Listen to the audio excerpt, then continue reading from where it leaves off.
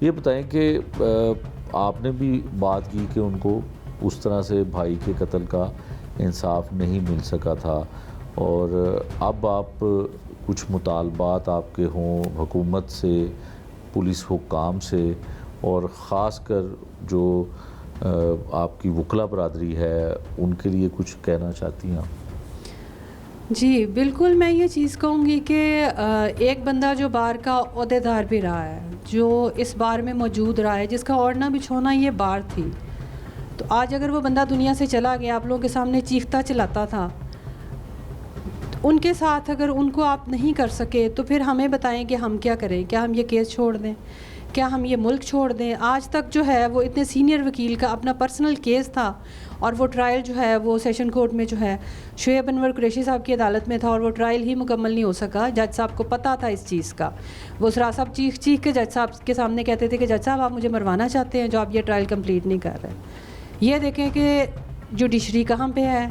Police جو ہے وہ دیکھے کہ کہاں پہ ہے، اور حکومت کا جو ہے اس کے بارے میں تو میرے پاس الفاظ ہی نہیں نا کہ میں ان کو کیا عزت افزائی کروں،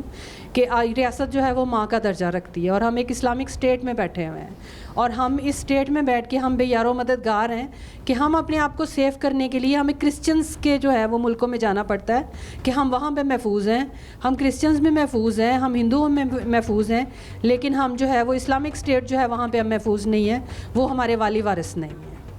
ٹھیک ہے، اچھا یہ بتائیے گا کہ کچھ اطلاعات ایسی ہیں کہ جب ان کو یہ خطرہ لاحق تھا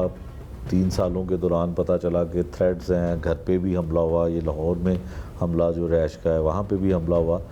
تو آپ لوگوں کو بیرون ملک شفٹ کر دیا، خود بھی شفٹ ہونا چاہ رہے تھے؟ جی بالکل، وہ کبھی ہمیں اسلام آباد پھینکتے تھے، کبھی ہمیں سوات پھینکتے تھے، کیونکہ وہ ان کو پتہ تھا کہ جس قسم کے ظالم اور یہ جاہل لوگ ہیں یہ مجھے نہیں چھوڑیں گے اور یہ میرے بچوں کو بھی نہیں چھوڑیں گے۔ تو ہم تو اپنے گھر میں بہت کم رہتے تھے، میرے بچوں کی تب سے تعلیم چھوٹ گئی پاکستان میں، میرے بچے اپنے اداروں میں نہیں جا سکتے تھے، پڑھ نہیں سکتے تھے، ان کو گھر پہ ٹیوٹرز، ان کو آن لائن۔ پھر یہ ہوا کہ ہمارا پلان تھا، ہم چاروں کا یہ تھا، ہم 3 سال سے کوشش کر رہے تھے کہ ہم نکل جائیں، ٹرائل کمپلیٹ ہو، ہم نکل جائیں۔ ہم نے گنیں تو نہیں اٹھائی ہوئی تھی کہ ہم نے بدلہ لینا ہے یا ہم نے 2-4 بندے مار کے نکلنا ہے، ہم صرف یہ ٹرائل کو دیکھ رہے تھے۔ پھر یہ ہے کہ پھر ویڈیو لنک پہ جو تھا وہ عدالت میں درخواست دی ہوئی تھی کہ ویڈیو لنک کے ذریعے بیان لے لیے جائیں، کیونکہ وہ کہتے تھے کہ میری جان کو خطرہ ہے، تاکہ پھر میں اپنے بچوں کو لے کے سیف سائٹ پہ کہیں بیٹھ جاؤں۔ لیکن پھر وہ چیز بھی نہ ہوئی، وہ اپروو نہ ہوئی، پھر ہمیں انہوں نے نکال دیا کہ چلے میرے بیوی بچے تو محفوظ ہو جائیں، میرے ساتھ واللہ عالم، ہفتے بعد آتا ہوں میں، 15 دن بعد آتا ہوں میں، 10 دن بعد آتا ہوں۔ پھر وہ نہیں آئے، پھر اس کے رمضان میں بھی ان لوگوں نے پھر ان پہ اٹیک کیا، تو پھر ایک بیوی جو ہے وہ پھر کیسے ہی برداشت کر سکتی ہے کہ اس کا شوہر جو ہے وہ دشمنوں میں بیٹھا اور وہ پھر اپنے بچے لے کے کیا سکون کی نیند سو سکتی ہے کسی اور ملک میں؟